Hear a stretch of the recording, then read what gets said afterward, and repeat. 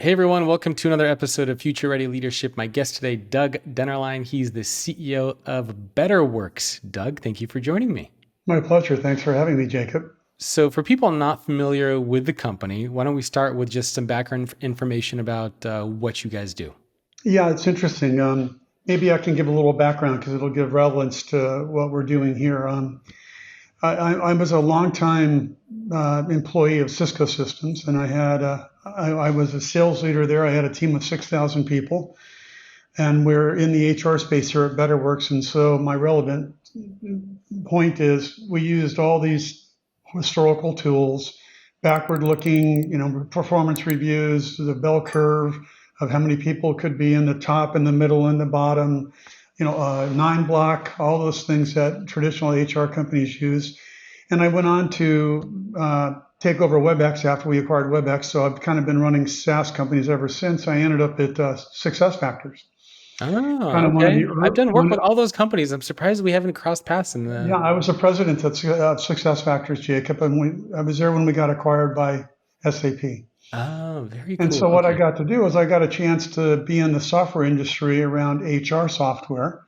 And so Betterworks is my continuation of that love, if you will, and trying to fix a bunch of the problems that the traditional software that people use in the processes, candidly, and how horrible they are, and they don't change performance, and turning into something that actually people see value in and kind of meets the needs of today's workforce. So, were you working with Bill McDermott while he was at SAP? I met Bill twice. I was the first person out of the building 6 weeks post close. I had already done the big company thing, and I didn't want to go back to a big company thing, and so I moved Yeah. on. And how many employees do you guys have at Betterworks? We're a little over around 200. 200. Okay. So what do you guys actually do? I mean, I know it's software company, HR space. You have several different products. So for people not familiar with the Yeah, company, what's the core yeah, happy area? to. The platform's based upon uh, lightweight, continuous conversations. We would propose quarterly conversations where you're getting together, setting goals both personally and professionally each quarter, and then you're reviewing those goals mid-quarter, and at the end of the quarter, you're refreshing those goals so they're timely in terms of changes to business strategy. There's a one-on-one capability in the product. There is a feedback capability, so you can either have formal feedback to a manager, kind of 360 like, or ad hoc feedback. If you come out of a meeting and you want to get some feedback from somebody you were with, you can reach out and get that. There's also a recognition capability, so you can recognize people for doing great things. And then we're also getting into the talent space. So that's largely performance, what I just talked about. In the talent space, we'll get into things like succession planning and skills. Okay, very cool. I know that one of the areas you've talked about in the past are annual performance reviews. And I was curious to get your thoughts on this because I remember when I was working on a book in 2017, it was called The Employee Experience Advantage. I was interviewing a lot of executives at the time, and one of them was from Cisco, their chief people officer, Francine Katsudis, who's still there. And it wasn't just Francine, this was a lot of different organizations I was interviewing at the time, and they were all telling me, oh, we're getting rid of our annual performance reviews. It doesn't work. There's got to be a better way. And so now, fast forward to 2025, I'm working on a new employee experience book. And I've been interviewing a lot of CHRO executives again. And I went back to them and I said, hey, remember when you got rid of those annual performance reviews? Whatever happened to that? And pretty much every company that I talked to said they went back to annual performance reviews. And I would say, well, that's weird. You all said that this was going to be kind of the end and nobody liked them and nobody used them and everybody hated them. Why are you using them again? And the big piece of feedback I heard from everybody was, well, employees want to know where they stand. We didn't have any standards inside the organization. It created a lot of stress for managers and leaders who didn't know how to reward and incentivize and evaluate employees if there's no, performance reviews. And it was really interesting because I found that what a lot of companies are now doing is they have the annual performance reviews, but now they tweak them a little bit. So they tweak them with real-time recognition and feedback. They tweak them a little bit with more frequent and ongoing conversations instead of just that one annual review. So what are your thoughts on that whole kind of evolution? Because I'm sure you remember, right? There was a time when everybody said annual performance reviews are dead. Yeah, you're so right on the money with that entire commentary, Jacob. It's unfortunate that many HR people have gone back to it or never left it because they couldn't figure out how to disconnect the comp strategy from the annual rating.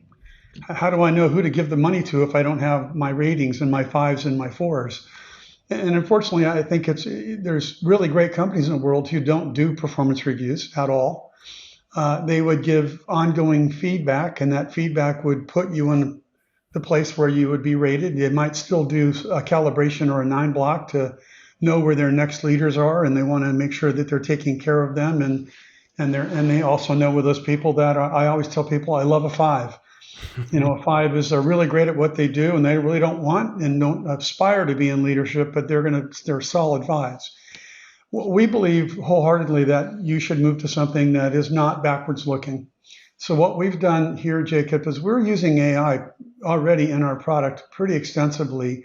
And you're right, many of our companies, they do quarterly conversations, but they still want an annual thing. Yeah. So we're just now launching the ability to go in and look at your body of work and all that things I told you about and spit in an outline of how you have done. What's the themes of the feedback you got that said, here's your strengths, here's your weaknesses. And if they want to, we have a capability to give them a rating inside of our product and give, risk of loss, all those kinds of, backwards HR information. But it's not. What's important to me is it's not recency bias based. It's based on the body of work of a person that we display to you. Hmm. So do you think that the annual process, I mean, if we make those tweaks to it, that there's still use and value in it if you're doing the real-time check-ins and feedback and stuff like that? I guess. I mean, because many people are doing it. Yeah. I'd still rather know how I think candidly, millennials. Why I have three millennials myself, but Gen Z, Gen Y, they don't want to hear once a year how they're doing. They want to Yeah. hear on an ongoing basis. And Yeah. why do I have to wait a year to get a compensation increase if I've done something really well and maybe it should happen in the middle of the year? So my personal preference is I don't like the annual thing at all, and I don't use it in my own company. And so I eat. We call it drinking your own champagne. And so So we don't do it. so I'm actually curious on that too. So the ideal scenario, so if there's no annual performance review for a company, I mean, you still need to give like compensation increases once a year, right? I'm assuming. So if there's no annual performance review, how do you do the actual performance increases, the pay increases, and how do leaders then try to figure out where their employees stand in the company? Or if you're an employee in a company and you want to figure out, well, am I doing well? Am I not doing well? How am I performing? Where am I in relation to my peers?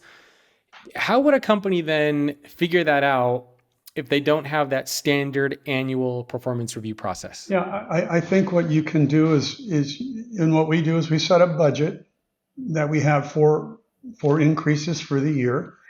We look at what's the last how on a kind of a regular basis, maybe on more quarterly like. We look at when's the last time somebody received a raise? How long has it been? How are they performing? Do we need to recognize them in some regard, either with stock or with a compensation increase? And we do that by my leaders advocating for their teams. And it's not so much done at one time a year, and then also forcing people to be in the top 15, the middle 70, middle 75, and the top or the bottom five. I say to companies, maybe you have people that perform at the top and greater than 15%. I just think there's so much negativity in it when it's done the old way that you're basically telling 70% of the company you're mediocre. Yeah. And thanks for being here, but all the people we care about, we're going to go give a compensation increase to. So to me, the downside doesn't outweigh the upside. Yeah. So it's not so much a perfect approach. It's one that you perceive to be better than the other. I do. Because the challenge that I hear is we want to stand like where are employees in relation to each other, and it sounds like in your case it's a little more fluid and up to the discretion of the leader instead of like here's a spreadsheet where all of the employees are and here's where they stand. It's a little bit more a dynamic, fluid Correct. Okay. Correct. Now we do, using the 9 block is an easy way, and the way that we've created the product in our own calibration product is you can almost do it without HR. You can, as a manager, if you have, if you are a manager of managers, you can take your 6 managers and you can look at where everybody stands, and you can reach out and do that calibration process with them on your own without having an HR business partner in the room. Yeah, one of the things that I always find so interesting is how long some of these changes take. Right. I mean, like I remember when I interviewed Francine at Cisco. Were you there when she was the? For a very long time. Yes, I spent 12 years there and I know her well. Okay, because I remember one of the things that she told me when they were getting rid of their annual performance reviews, and I can't remember if it was also their engagement surveys. Maybe it was just performance reviews. But I said, you have a massive company. I think it was like 60 or 80,000 employees. Yeah, That's yeah, right. very big company. And I said, well, to do that for such a large organization is probably going to take what, like 2 years by the time you implement something else and do all this and that. And I said, how did you do it? And she said, well, one day we just sent out an email to our entire workforce. And we said, we're not doing annual performance reviews anymore. And it's up to the discretion of the leader. And that was it. And I said, what do you mean? She's like, yeah, that was it. We just sent out an email. And I couldn't decide at the time. I was like, wow, that's pretty, I guess you could mix courageous and bold. And, a lot of HR people who might be listening to this are thinking like, dear God, if that happened in my company, I'd have a heart attack. But yeah, I don't know. Like on the one hand, it is good to see that a company like that was able to make so much change. But on the other hand, I could see why there might have been a lot of challenges with doing something like that. Again, Jacob, well put. We wouldn't recommend that. So there's a woman on that, candidly, I wrote a book with that I'll send you one that's called Make Work Better, and it's all about this subject, by the way. I kind of lost my train of thought when I went to the book here. The annual performance reviews on Francine emailing and telling everyone in one. Thank you. What we do for people is Jamie Aiken, who I co-wrote the book with, she's VP of HR transformation, because it is a transformation. And this isn't an email asking for, hey, guess what? We're going to do it differently now. We would recommend the company name the program. It comes from leadership. It says, here's what we did, and here's what we're going to do, and here's why. We feel that it's more real time, more aligned to your goals, to the organization. Goals can't be set once a year and put in a drawer. They should be looked at every quarter, and they should be aligned so that people, bunch of research says 78% of people that are in a large company don't know how their work helps the company achieve its goals. Yeah. And they're not engaged. They're disengaged. When you're goal setting on a quarterly basis and you're looking at the top company goals, you're talking to your manager about what your goals are, how are they tied to the company's achievement. And an important one for me is, what's your personal aspirations? Who do you want to be as a person? How can I develop you and help you get there? And let's set a goal for that each quarter. It's a much more relevant conversation. So you have to say to the organization, this is going to be hard. It's going to take a few quarters to get it right.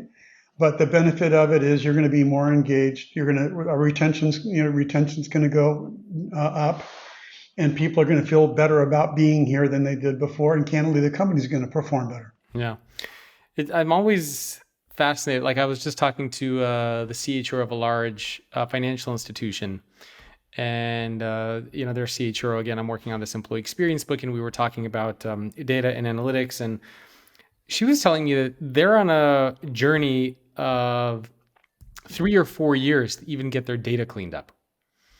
And they have 60,000 employees. And she says, yeah, we've been doing this for, 3 years and we're still not done. And sometimes I hear stories like that and I'm like, oh man, if it's taking 4 years to just clean up the data, right? By the time you're done with that, you have a different workforce, right? You've had how many people at a 60,000 person company, how many thousands of people have left, and how many new people have joined. So sometimes I wonder, is it even possible for especially larger organizations to really adapt, to really embrace some of the stuff that we're talking about, whether it's AI or new talent management platforms? Because By the time they clean up their data and integrate stuff and connect the tools and train people, we're talking like 3, 4, 5 years. I mean, you were at Cisco and SuccessFactors, right? These big organizations, these deployments take who knows how long. So I don't know. Do you think that this change, this adaptation that we're going through, is it even possible, or are we just all kind of spinning our wheels, and by the time we're done, it's time to move on to the next technology? That's what this book I wrote is all about, Jacob. It isn't easy, but the benefit on the other end of it is significant. And I think you're maybe on the outside of the length of time. I mean, it depends on how horrible your data is or what your process was prior, but we have integrations we pull data from SuccessFactors or Workday. And so we can send data back up into Workday, Yeah. like a performance, like a rating. And so we have over 400 customers, many of them hundreds of thousands of people that have gone through this transformation and see the benefit out the other It's side. getting better, yeah. If you're a chief human resource officer, you might think that you're in HR, but you're really not. A lot of HR leaders, just like you, are moving beyond traditional HR to focus on the future of work and employee experience. But the challenge is, where do you as a CHRO go to for help?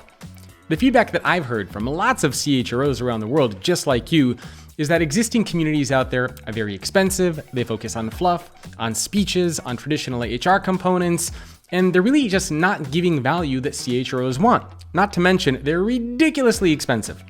That's why I'm very excited to introduce Future of Work Leaders. It's a brand new community that I'm putting together with 100 chief human resource officers at companies around the world, including those from Johnson & Johnson, Neiman Marcus, Dow, Lego, Northrop Grumman, and many, many others.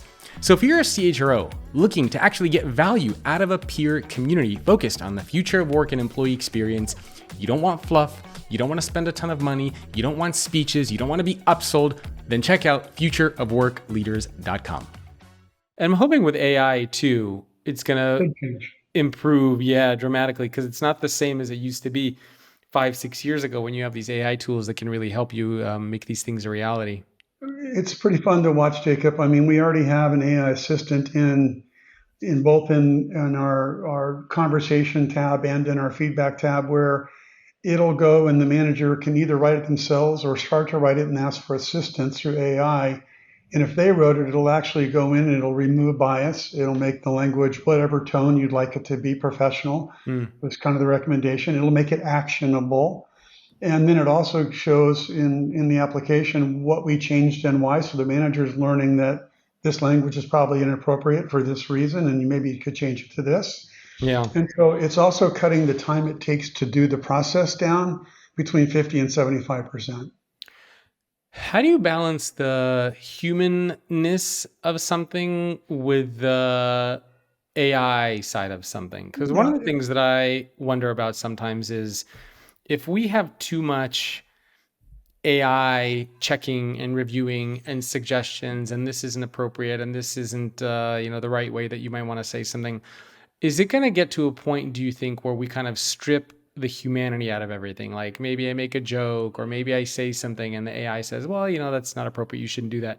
Is everything just going to look like a sanitized, I don't know, the equivalent of like a hospital where everything is just sanitized and cleaned and looks the same and there's no, like, is that a danger? Should we be worried about that in the coming years? well, it depends on the approach. I think if you're leaving it up to AI, then that could actually occur. We've been very distinct about how we want to do it. You have to accept the language as reflecting what you want it to reflect and the feedback that you give the person. You can say, nope, I don't like the way it was written. I don't accept it. Rewrite it again to something, or I'll just keep my own stuff. And so it's very much the co-pilot. You're in charge of giving relevant feedback to the people that work for you, and vice versa. By the way, it also works for the individual contributor giving Yeah. information to the manager about how they did. And I think it's a big distinction is that people need to pay attention that these AI tools are not meant to be taking over what you do. They're just meant to give you suggestions and feedback and inform you, but ultimately you as the individual should be using your brain and making decisions that you need to make. I think Yeah, that's the scary thing, right? Is when we just assume that hand over everything to AI and it'll make the decisions for us. I do think though the upside of AI far outstrips the downside. I think, I mean, we're already using AI in 150 different ways in the functions throughout our company. So I've been very strong in pushing it in how we use it internally. And we're seeing incredible increases in productivity. We're seeing what took us 4 weeks before takes us 4 hours. I mean, and to QA our application as an example. And so to me, I'm highly embracing this, and I do think it's going to change the way that managers manage. It'll be a coach for them. It'll say you haven't reached out to somebody in a few days, and they haven't created a goal. Maybe you should reach out and do this. It'll coach them along the way on how to be better managers. Yeah, yeah. Well, if we were to take a step back and just kind of look at what's happening in the world of work now, what are some of the big trends that you are personally paying attention to? Well, I've been writing a bit about this. It's this notion of return to work versus hybrid versus remote. Ah, I think that's a big one. And I think some very big companies in the world are saying, get back to work 5 days a week, that we're not doing this anymore. I feel differently about that. I came from a very large company, in Cisco for 12 years. And one of the things that has just really woken me up where is taking off my geographical lens. I now hire great people wherever they live that are on my leadership team. My yeah, leadership team's kind of spread out, and it's got to make sense time wise. You can't be in Europe and here, but so that's been very enlightful for me. I now do remember I had a lot to do with why Cisco acquired WebEx, and I became the CEO of WebEx for 3 years. And so I understood a decade ago why you can be very productive over capabilities like WebEx and now Zoom, which got popular through COVID. And now, so I'm very hybrid driven in my approach, and I think that's going to continue to be very talented people yeah, see the benefit of the productivity gains they've had by not commuting, by not doing some of the things they did before. They can spend more time at home. I call it work-life integration. It's a much more balanced thing. And I think it's going to be here forever for people for top level people. And I think companies got to get over themselves. And I think the people that are forcing people back to work are going to lose some good people. it's really interesting to see the debate that's been going on. So even I have a CHRO group that I run, and we have 42 CHROs in there, and even in that group, we have some CHROs who are very adamant about getting employees back to the office, and other CHROs who are like, no, we just let our employees do whatever. And it was funny because I remember fairly recently, right? Jamie Dimon, the CEO of JP Morgan Chase, he was all over the news, all over the media outlets, everywhere. And the most viral video that I have ever put together, I put up a short video on LinkedIn, basically saying that I understand where Jamie Dimon is coming from, right? Because there was this leaked audio recording where he was saying that, I can't find anybody, that the younger generation is getting left behind, that people aren't working on Zoom calls. And he was outlining like all the things that he was seeing in his company specifically and why he wanted everybody to come back to the office. And so I did this video and I basically said, look, if he's the CEO of the company and he's noticing these challenges and problems, and he's hearing this from leaders, and he's the CEO, and if he says he wants employees to come back to the office, then come back to the office. But that's his choice. And you as an employee, you also have a choice if you want to be a part of that company, right? That's You right. can decide that like, hey, you know what? That's not cool. I don't want to come back to the office. I'm going to look elsewhere, which is totally fine. And in this leaked audio recording, Jamie Dimon is saying, hey, you know what? I'm not going to be mad at you if you leave. It's a free country. You can walk with your feet. I get it if this isn't a good fit for you, but this is the culture that we want to create. And so this video it's around 6 million impressions now, hundreds of comments. People were so angry that I would put up this kind of a video saying that I understand where Jamie Dimon, that you see, even my dog is upset. People were so upset that I did this video where I said I understand where Jamie Dimon was coming from. And I was very surprised and shocked, right? Because everything is a two-way street, right? CEOs can decide, what kind of culture they create, and Mhm. employees can decide if they want to work there. 100%. But it sounds like you're very much on the flexible work side of things, right? And I am, but I'm trying to be smart about that. Like we have a sales development team. These are people early in career, first or second job, and we hire them in Austin, Texas, and we have them come into the office 3 days a week. Or they need to learn from each other. They're in growth mode. And I leave it to leaders to determine if people need to show up. So we have the capability for people to get together if they need to get together. And so it works very well for us. And also realize, Jacob, we use our own tool, to write goals. We use it for one-on-ones. We can see progress against goals, not against goals. So to measure productivity, I can do that within my own application. And you know what? When everybody else was losing 25, 35% of their workforce with the Great Resignation, I was losing 3 to 5%. My turnover has been incredibly low the entire time that I've been here because we have a great culture, and we treat people with respect. They can bring their authentic self here, and I'm not just saying they're not cliche. It's true, and I've seen the benefit of it. I am small, that makes a difference, but it's working well for us. Where do you think this is going to go in the future? Like, how does this battle end? Because this is, 2025. I mean, I'm a big believer in flexible work as well, but I guess flexible work can mean different things, right? Maybe it means you show up to the office every day, but you pick the hours that come in. Maybe it means you show up 2 or 3 days a week or one day a week. I don't know. But flexibility to me just means you're not working 9 to 5, right? You Yeah. have some flexibility there. Do you imagine, I don't know, in 2, 3, 4, 5 years where we have all these AI tools and ChatGPT 8, and who knows whatever technologies are out there, are we going to have offices anymore? Well, we are because of the Jamie Dimons of the world. And now, what I think might happen over the course of time is that generational of leadership will depart, and younger, more tech oriented grew up, more technologically advanced. It might more balance towards a more flexible workforce over the course of time. But there'll always be people that say, I want you in here 5 days a week, and that's when I run my company. And if you don't want to be here, don't be here, but that's what it's going to be. So I think what won't change is we're not all going to end up going back to an office 5 days a week. Yeah. Yeah, I think I can agree with you on that for sure. Okay, what other big trends are you paying attention to? So obviously, return to the office is big. This battle that's playing out between employees and leaders. Yeah. What else is top of mind for you? Well, I've been so focused on my space, Jacob, to be honest. It's, the whole skills conversation is an interesting one right now. I think there's more talk than reality when it comes to it, at least Oh, I in terms totally of, agree. yeah. And so I'm going to be interested to see where that goes. Our approach is a little bit different. It's more about skills validation inside of our product. So it'll do a few things. It'll use AI to do recommendation based on job and your history on what skills you should have. You'll be able to say what skills you do have, and then it'll help validate through people you work with, your manager, others, validating that I've worked with them and they actually do have this skill at this level.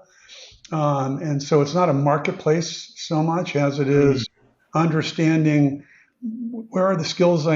For me, it's really about internal mobility in a large organization. So Yeah, Cisco yeah. really suffered from this. I need a person with these 5 skills and these capabilities, and having AI say, here's the 7 people in your company that pop up to the top of that list. Let's go talk to them. So it's interesting that you mentioned there's a lot more talk than reality, because I agree. It seems like the talk part is, skills mapping and skills matching and using AI for this and for that. But the reality is it's a lot more complicated and challenging than it seems. I mean, at least a lot of the organizations that I work with and talk to, right? These tools really only work if they have access in real time to everything that you're learning and working on, which of course we know they don't. If you read a book, you listen to a podcast, you go to a conference, you learn something from one of your leaders, these AI tools are not going to track any of that. They have no That's idea right. that, right? So part of me wonders, how accurate can we get with any kind of skills tracking and skills mapping if these technologies don't have the full picture. And that's kind of why I like what you said, where you said it's not so much about using these tools for, necessarily the mapping and tracking, but you say what skills you have and it helps validate if you have those skills, and then kind of match you that way. That to me seems more, And recommendation of a skill that you might want to need, or if you say yeah, I want to grow into this person, what other skills do I need? But you're right, soft skills especially, Jacob, when it comes to these skills, the way that people talk about skills today, some of the most important skills that a person has isn't their ability to know that they can write code in this language. It's how empathetic are they as a leader? Do they, are they, how much IQ, how much EQ, what's the balance? Have people that have worked for them been promoted and grown, or have they seen turnover, the people that work for them? And we can get there over time to say, here's the qualities of leaders in your organization that you should look for, and here's where they are. yeah. So do you think we're ever going to get to that point where AI tools are going to be able to do this? Or is this just a little bit of a pipe dream? Because there are a lot of, especially technology companies, right? The big technology players out there that are promising this world of skills mapping and predictive this and predictive that and AI analysis here and there. But sometimes I wonder if that's the reality. Well, I'm a Silicon Valley person and have been for a very, very long time. And there's a lot of really important money being thrown at this problem.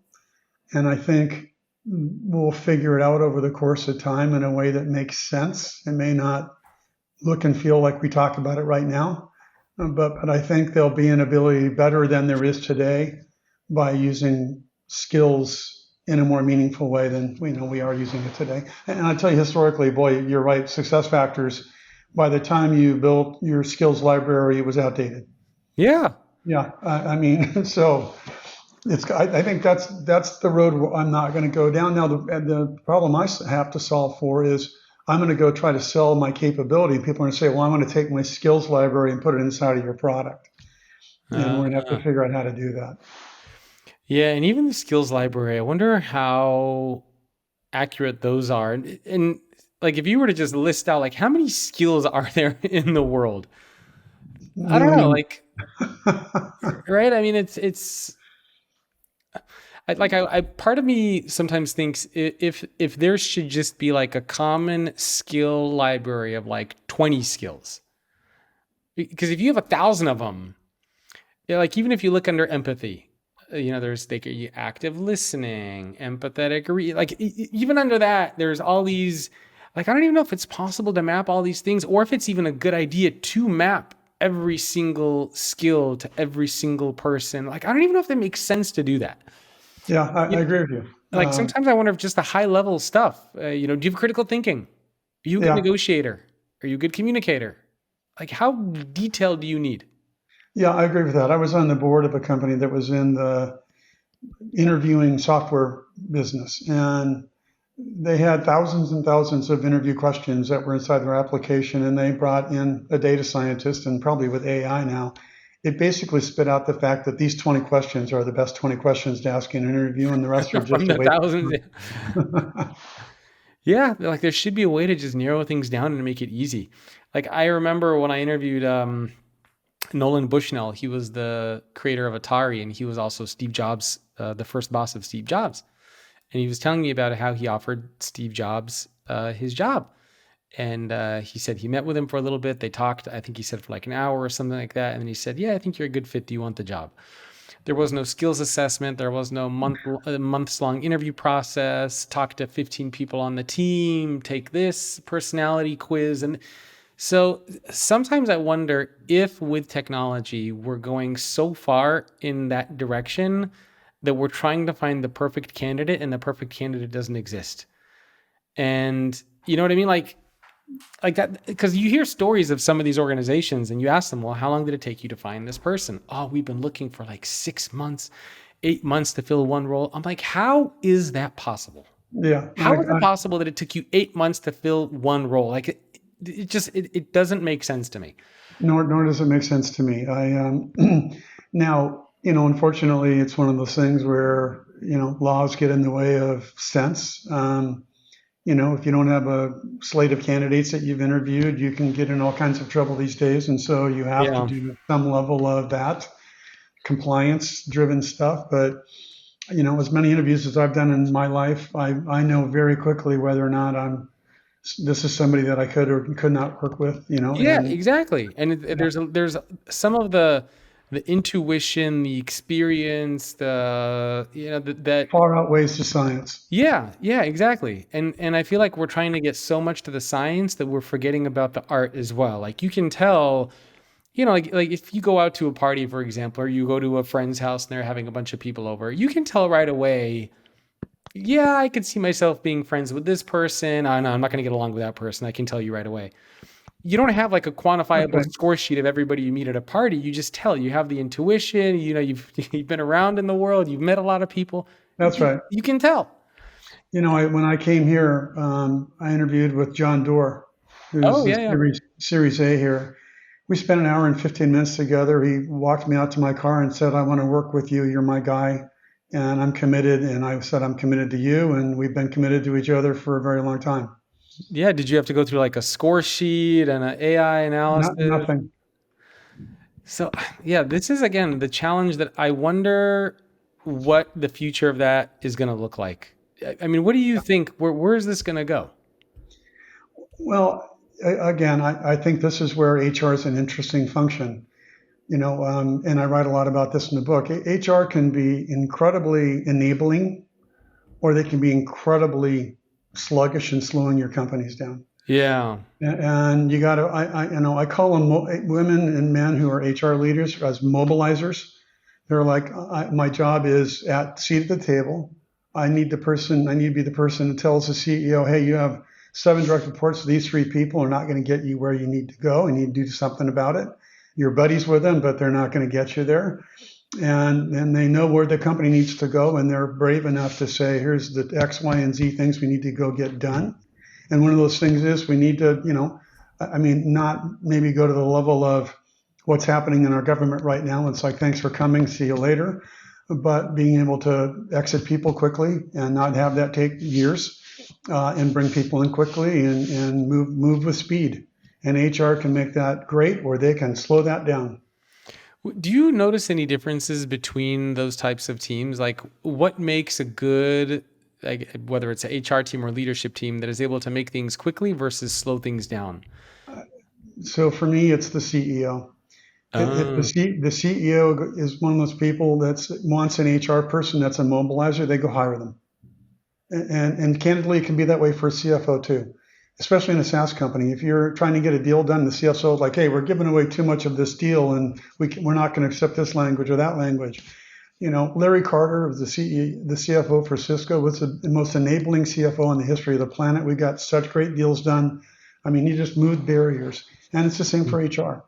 Have a CEO go find somebody who says, you need to put a mirror in my face. You need to hold me accountable. You need to tell me where we need to go and what we need to fix, and let's go. That's what literally my whole book is about, Jacob. yeah, it seems like HR, and that goes back to what you were saying around the shift, right? Because HR used to be very much about compliance, rules, regulations. It's where you go if you got in trouble. Yeah, And it was funny, we had a CHRO event in January, and we had the former CEO of 7-Eleven there, Jim Keys. And we were asking him a question around, what is it that a lot of CEOs want from their CHROs? And he made this interesting point, and he says the CHRO needs to have more courage than the CEO. He said the CHRO needs to be the one that goes to the CEO and tells them what's going well, what's not going well, where are the mistakes. They need to be upfront. They need to have the courage to do the things that maybe the CEO is not comfortable doing. I 100% agree with that. Yeah, and I thought that was a very interesting point to make because I don't know, most people just don't think of the HR function in that, or didn't think of the HR function in that way. It was just sort of like, you don't have to sit at the table, just, you're kind of off in the corner somewhere, like we'll call you if we need you. Exactly. And now it's HR is driving the future of work and leadership and employee experience across the If company. CEOs only knew how much different their companies could operate if they had a really strong chief people officer or CHRO, it would blow their minds.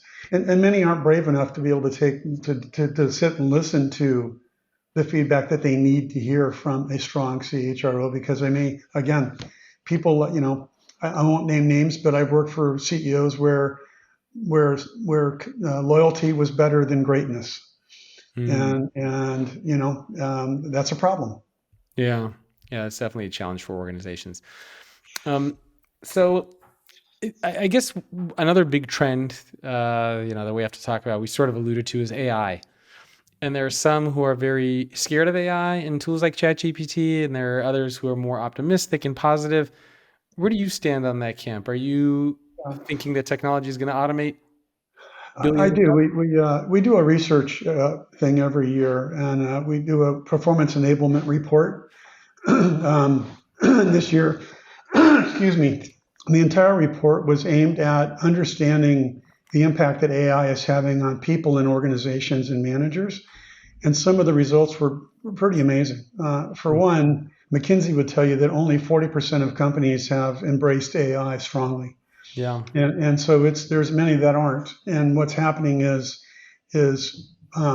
people in companies that aren't embracing AI, but have some of their most savvy and best people embracing AI, are now looking for new work, because then they know they don't want to continue to work for a company that isn't embracing AI.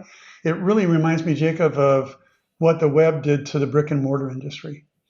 And I'm telling you, if these companies need to wake up and embrace this as strongly as they possibly can, and Yeah. figure it out, and continue to figure it out, and and embrace it, and push, but smartly, put rules in place, and at our company, I let people, if they want to do a paid version of AI, we pay for it. I actually give out a quarterly award.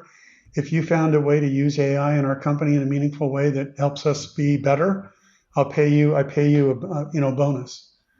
Interesting. And so I think it's important now. We do have an upcoming event, and I'm going to be bad because I have to look at my calendar to tell them when it is. Um, but well, I'll come back to that. Yeah. The AI stuff is very, very interesting to see what's going to happen there with these like Chat GPT tools and things of that nature. It really is. Yeah, Yeah. Are you finding that trust is a problem with these AI tools? it is. Of course, really, it's the is it going to give and give me bad feedback? Is it going to break a law that I don't know about and I didn't even know that I broke? Is it and I think lawyers and HR are risk adverse to it in many places and don't understand what the impact is going to be. But to me, this is very much. I mean, if you think about this, um, it took 7 years for the World Wide Web to get 100 million users. It took ChatGPT 2 months to get to 100 million users. Yeah, it's nuts. And so you got to get your head around this in a meaningful way and quickly. Yeah, one of the things that I find, especially with like, I've tried both Grok and ChatGPT, and I find that a couple of really interesting, quirky things happen. So, for one, if I give it a research report and I say, read this research report and give me kind of the key findings, sometimes it'll pull out findings which look really interesting, and then I'll go through the report and I don't find those findings. And I have to go back to these AI tools and I say, hey, I don't see this in there. And the AI tool will like argue with me. It'll say, no, no, no, it's on page 4. Look at the third paragraph. And I'll say, I did that. It's not there. I even did a control find for this exact quote. It's not there. And then after going back and forth, it'll just be like, oh, I'm sorry. I probably got this from another source. Or sometimes I'll ask it to make me a graph or pull just some statistics, and it'll give me these statistics, and I'll say, give me the source. And it'll give me a source, and I'll look at the source, and I'll see that it wasn't there. And I'll say, hey, wait a minute, you gave me this data that is supposed to be the truth, but I can't verify it. And then it'll say, oh, you're right. That sort, we didn't have the exact data. We sort of extrapolated it and made it up based on these other things.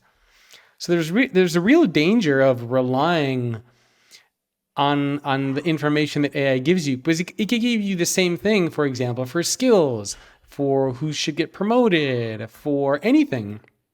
And if you don't know where it's coming from or how it's getting the information or the data, you might be making decisions. Like I could, quote one of the things that ChatGPT is giving me, use it in a book or in an article, and people are going to be like, "Where did you get this?" And then I look like an idiot. So Yeah. it's really hard to just rely on these things without knowing and confirming some of this stuff. And today you have to do that. You'll probably always have to do that. Yeah. Yeah, and so again, it's the co-pilot of your life. But I don't know about you, but I'm incredibly more productive I use it literally every day, Yeah, I'm the same. and I keep coming up with crazy different ways to use it, and it just blows my mind. And so, I've been pushing my company. I mean, I'm going to drive people crazy. I'm like, here's a link to a thing that we should do this, and here's a link we should try that, and so I'm a big believer.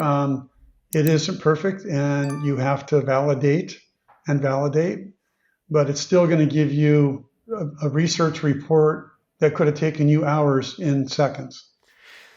Yeah, I think there's enormous potential and a lot of excitement there.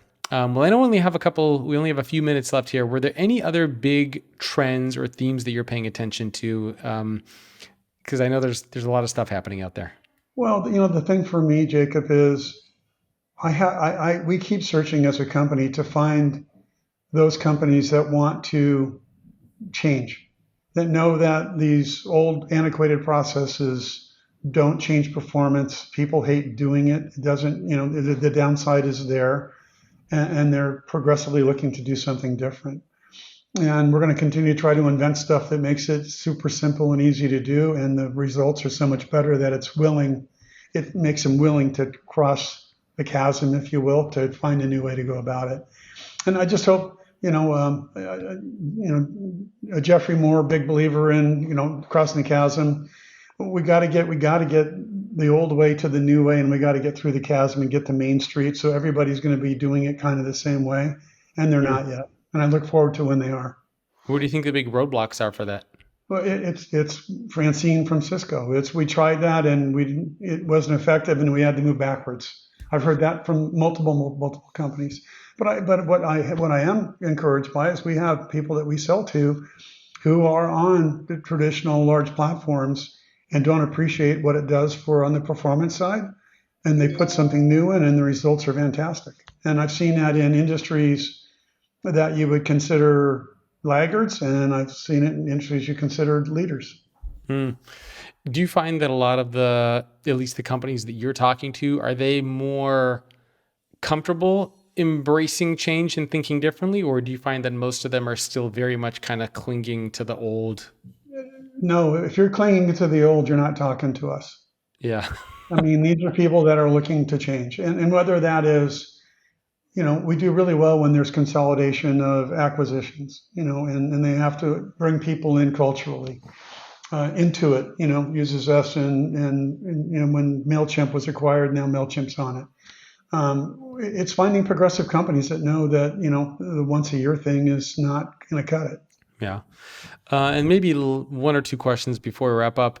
What advice do you have for people who are listening who are, they're thinking about this evolution that we're seeing in work?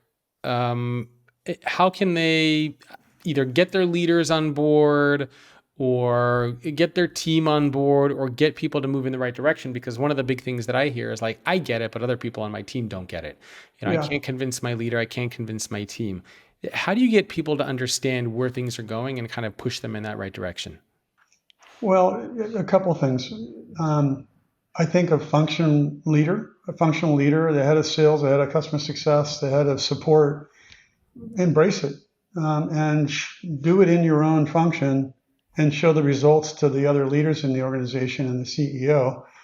I do think, Jacob, the most successful companies is the CEO has embraced it and said, company, let's go figure this out, and let's be smart, but let's go, is really the strongest way. So I find leaders that, work for companies where you know that your voice can be heard. I just can't see it being fun to be in a company where a company isn't willing to go try something new and be rewarded for taking the risk. That's where I've always wanted to work. And so if you can't get it done, go find some place that you can get it done.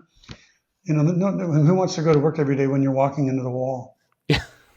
You know, I like that visual. Nobody wants to go to a place where they're walking into the wall every day. yeah, I've been in those types of organizations. It's not fun. yeah, it's It's not. not fun at all. All right. Well, that pretty much gets us to everything that I wanted to talk about. Is there anything else that you wanted to make sure that we touch on I'm good, before we wrap Jacob. up? It's been a pleasure speaking with you. Thank you very much. I appreciate you taking time out of your day. And thanks everyone for tuning in. Doug Dennerline, CEO of Betterworks. Doug, where can people go to learn more about you, your company, research that you're putting out there? Anything you want to mention? Yeah, so I'm Doug at Betterworks.com. Feel free to reach out to me directly, no Wow, you're giving problem. out your email. That's pretty bold. I am. It's okay. I'm all about it. And certainly, Betterworks.com, you can learn all about what we do there. And so please reach out. Very cool. Doug, thanks again. Really appreciate it. Thanks, Jacob. Thanks for tuning in to today's episode of Future Ready Leadership. If you want to get access to more content on how you can become future ready, make sure to subscribe to the newsletter. It's thefutureorganization.com/newsletter. And if you enjoyed this episode, please send it to somebody who you would like to see become a better leader. Thanks for listening or watching, and I will see you next time.